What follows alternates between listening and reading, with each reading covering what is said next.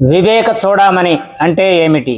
ఆది ఆది శంకరాచార్యుల అద్వైత వేదాంతం సమ మహాగ్రంథం. వేదాంతంలో ఉపనిషత్తులు, భగవద్గీత, బ్రహ్మసూత్రాలు ఈ మూడు ప్రస్థానత్రయంగా ప్రసిద్ధి చెందాయి. ఈ గ్రంథాల సారాన్ని సులభంగా అర్థమయ్యే విధంగా వివరించిన మహాగ్రంథాలలో వివేక చూడమని ఒకటి.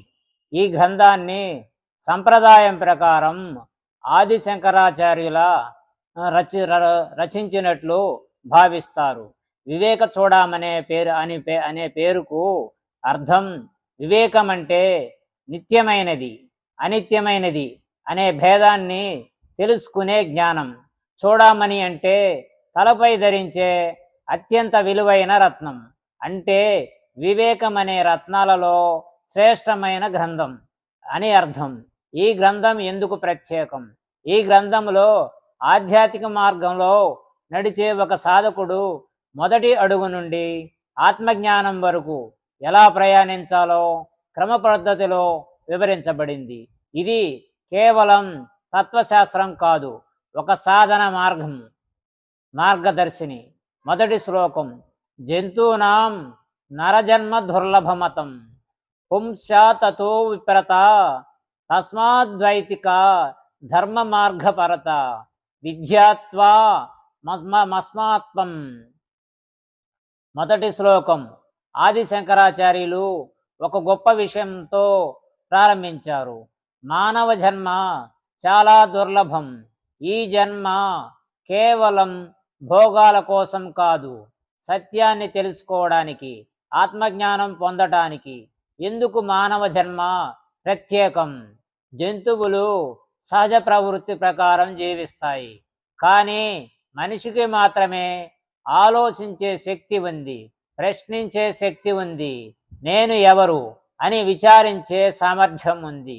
అందుకే మానవ జన్మను అత్యంత విలువైనదిగా వేదాంతం పేర్కొంటుంది. గ్రంథ ప్రారంభం సందేశం. ఆది శంకరాచార్యులు మొదటి నుంచే ఒక హెచ్చరిక చేస్తారు: కాలాన్ని వృధా చేయవద్దు, ఈ జీవితాన్ని ఆత్మ సాక్షాత్కారానికి ఉపయోగించుకోండి. వేదాంత తాత్పర్యం. వేదాంతం ప్రకారం మనిషి జీవిత లక్ష్యం కేవలం సంపద, పేరు, ప్రతిష్ట సంపాదించడం కాదు, తన నిజస్వరూపాన్ని తెలుసుకోవడం. అదే మోక్షం. మన జీవితానికి సందేశం. మనల్ని మనం ఒక ప్రశ్న అడగాలి: ఈరోజు నేను నా అంతరంగ వికాసం కోసం ఏమి చేశాను? ఈ ఒక్క ప్రశ్న జీవితానికి కొత్త దిశను చూపుతుంది. ముగింపు. తదుపరి భాగంలో సాధనా చతుష్టయం అంటే ఏమిటి, ఆత్మజ్ఞానానికి ముందు ఎందుకు 4 అర్హతలు అవసరం అనే విషయాన్ని వివేక చూడమని ఆధారంగా వివరంగా తెలుసుకుందాం. ఓం నమ శ్రీ శంకర భగవత్పాదాచార్యాయ. సాధనా చతుష్టయం అంటే ఏమిటి? ఆత్మజ్ఞానానికి అవసరమైన 4 అర్హతలు. మొదటి భాగంలో మానవ జన్మ గొప్పతనం, వివేక చూడమని ఉద్దేశం గురించి తెలుసుకున్నాం. ఇప్పుడు ఆది శంకరాచార్యులు చెప్పిన సాధనా చతుష్టయం గురించి తెలుసుకుందాం. వేదాంతం ప్రకారం ఆత్మజ్ఞానాన్ని పొందడానికి ముందు సాధకునికి 4 ముఖ్యమైన అర్హతలు అవసరం. సాధనా చతుష్టయం అంటే సాధన అంటే సిద్ధత, చతుష్టయం అంటే 4 అంటే ఆత్మజ్ఞానానికి ముందు మనస్సును సిద్ధం చేసే 4 అర్హతలు. అవి: వివేకం, నిత్యానిత్య వస్తు వివేకం; వైరాగ్యం; 3 షట్సంపత్తి; 4 ముముక్షత్వం. 1 వివేకం. వివేకం అంటే ఏది నిత్యం, ఏది అనిత్యం అనే భేదాన్ని తెలుసుకోవడం. శరీరం మారుతుంది, ధనం వస్తుంది పోతుంది, కీర్తి శాశ్వతం కాదు, కానీ ఆత్మ ఎప్పటికీ మారదు. ఈ భేదాన్ని స్పష్టంగా తెలుసుకోవడమే వివేకం. 2 వైరాగ్యం.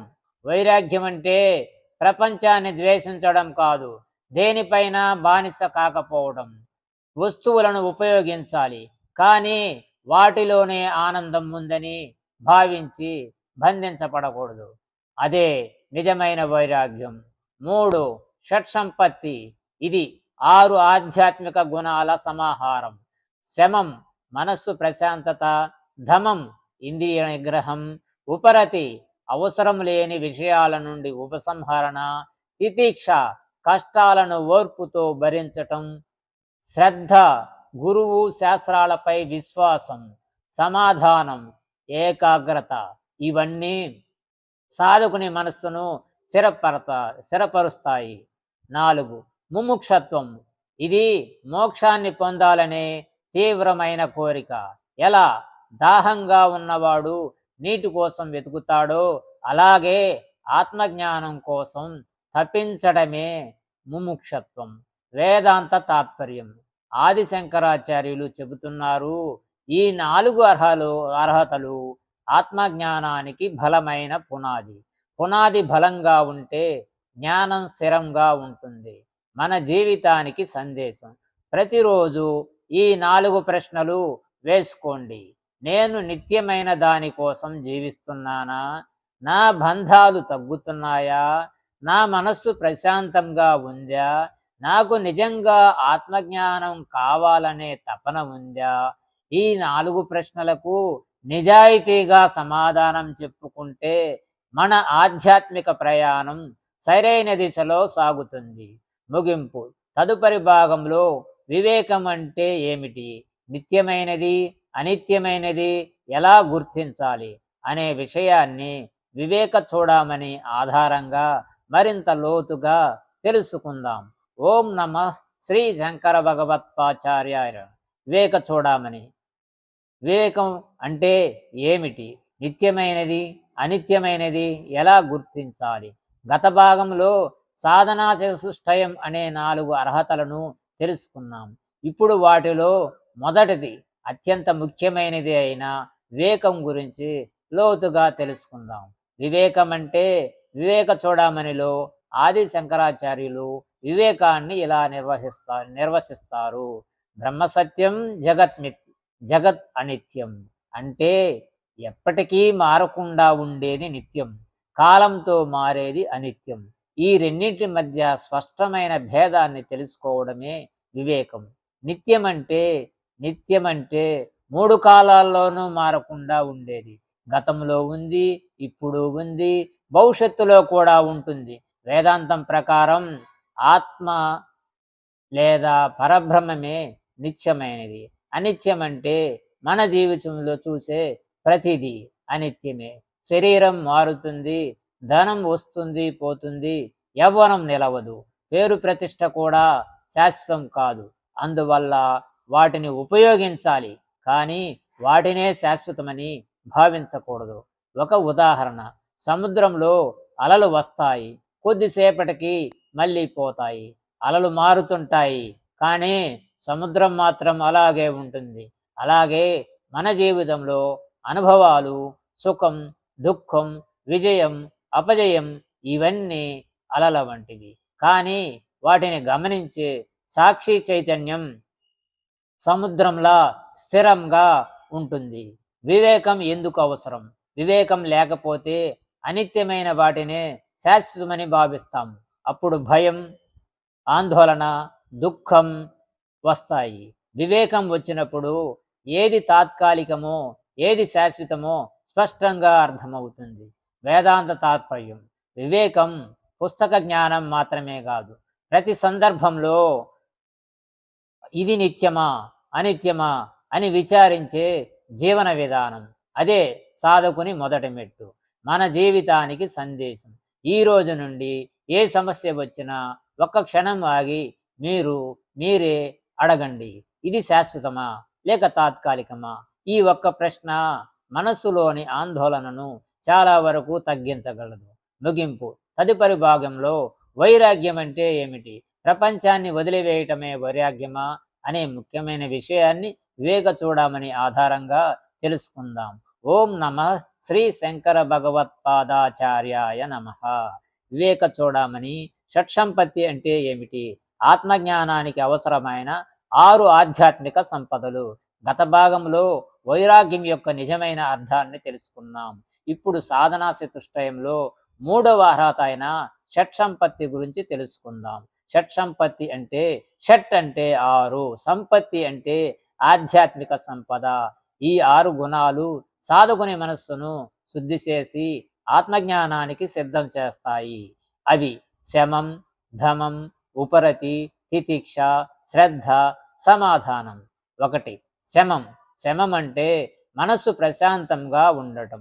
ఆలోచనలు రావడం సహజం, కానీ వాటి వెంట పరిగెత్తకుండా మనస్సును స్థిరంగా ఉంచడం శమం. ధమం. ధమం అంటే ఇంద్రియ నియంత్రణ. కళ్ళు, చెవులు, నాలుక, ముక్కు, చర్మం ఇవి మనలను బయటకు లాగుతాయి. వాటిని వివేకంతో నియంత్రించటం ధమం. ఉపరతి. ఉపరతి అంటే అవసరం లేని విషయాల నుంచి సహజంగా వైదొలగటం. ప్రపంచాన్ని ద్వేషించడం కాదు, అనవసర వ్యర్థ వ్యాపకాలతో మనస్సును ముంచకపోవటం. తితిక్ష. తితిక్ష అంటే ఓర్పు. వేడి, చలి, ప్రశంస, నింద, సుఖం, దుఃఖం వచ్చినా మనస్సు కూలిపోకుండా ఉండటం. శ్రద్ధ.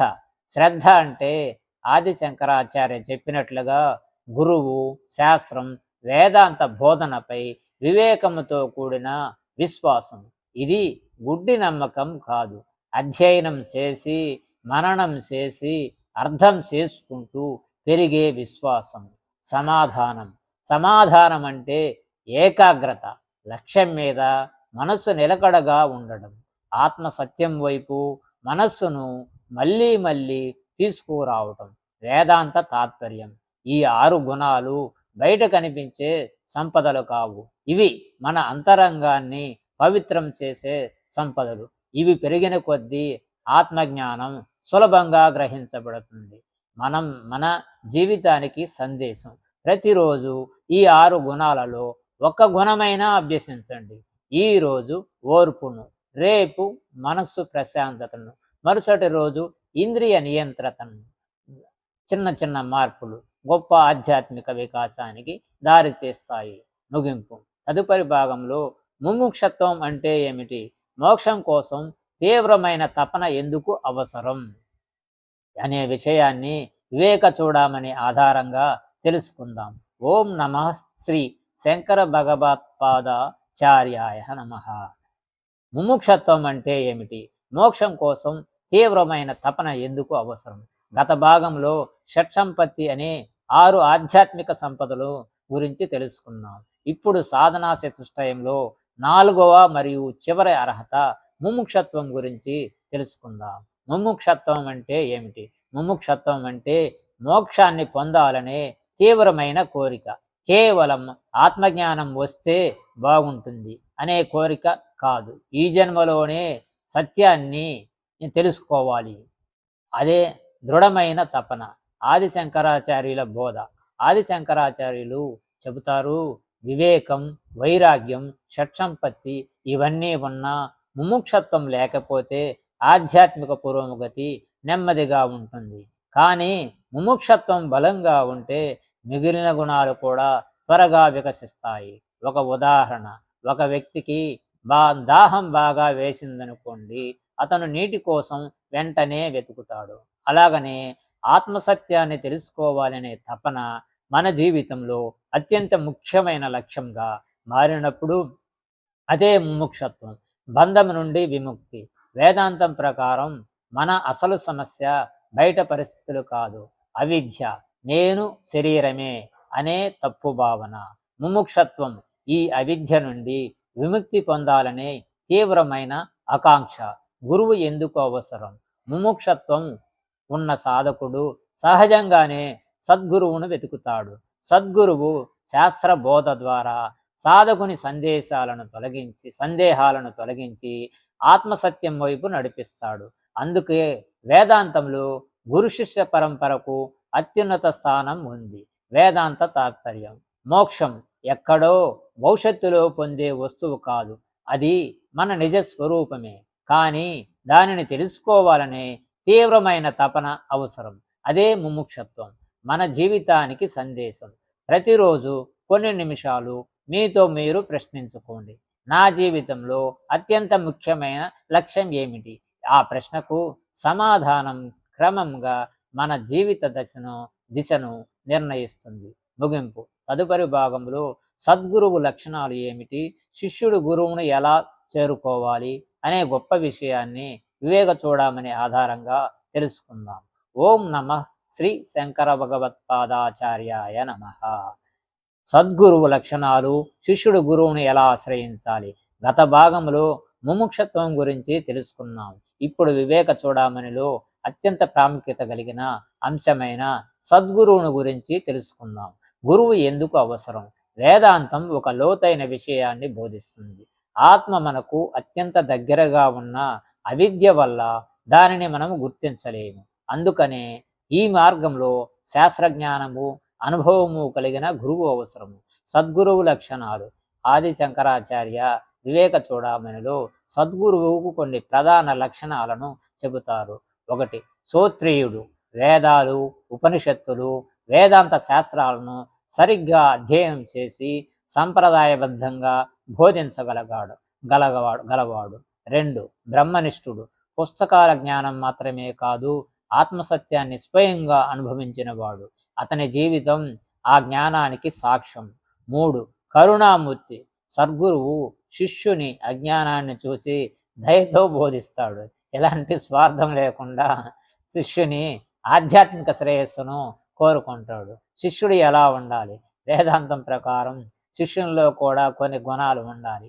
వినయం, శ్రద్ధ, సహనం, ప్రశ్నించే స్వభావం, సత్యాన్ని తెలుసుకోవాలనే తపన. అప్పుడు గురుబోధ హృదయంలో స్థిరపడుతుంది.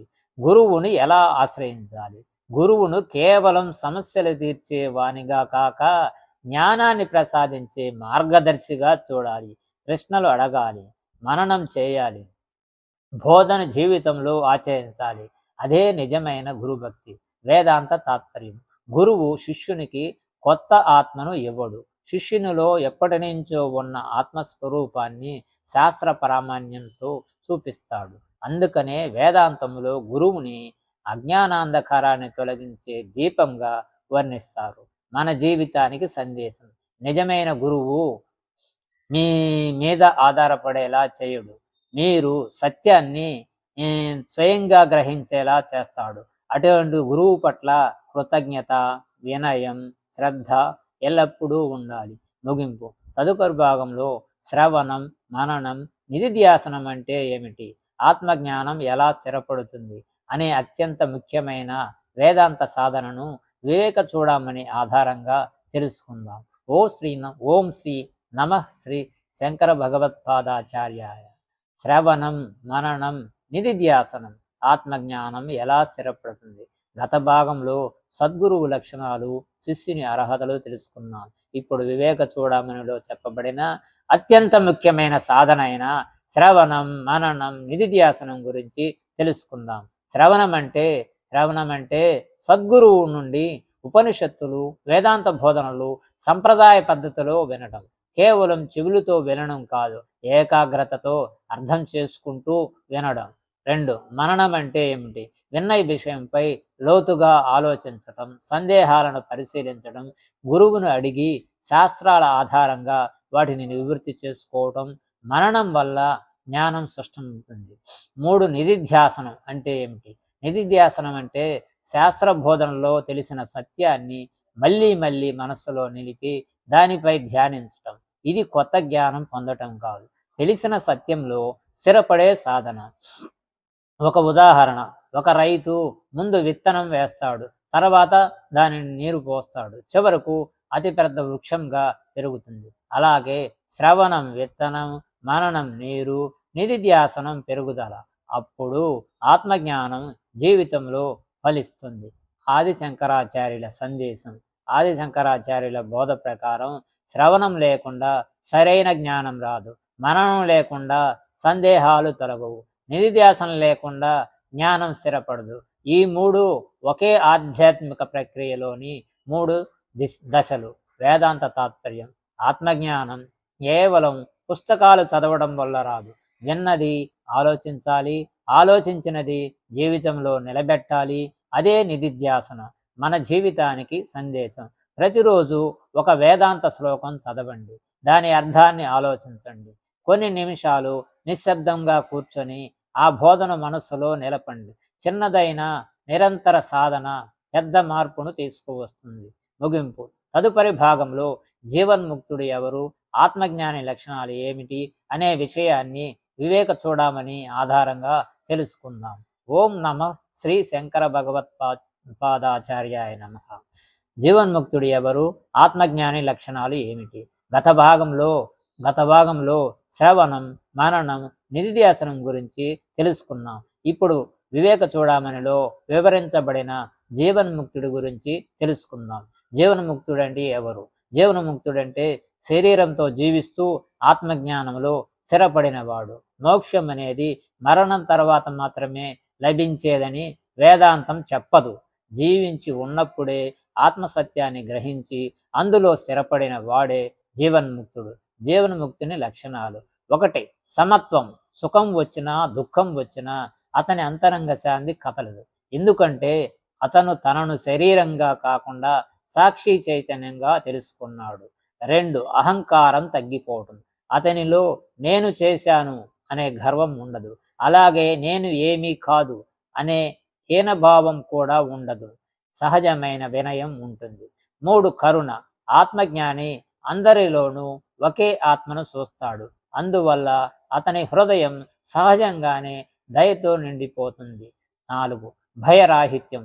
ఉపనిషత్తులు చెబుతాయి, ద్వితీయాత్ వై భయం భవతి, అంటే భేదభావం వల్లే భయం కలుగుతుంది. అద్వైత సత్యాన్ని గ్రహించిన వాడు పరమార్థంలో భయానికి అతీతుడవుతాడు.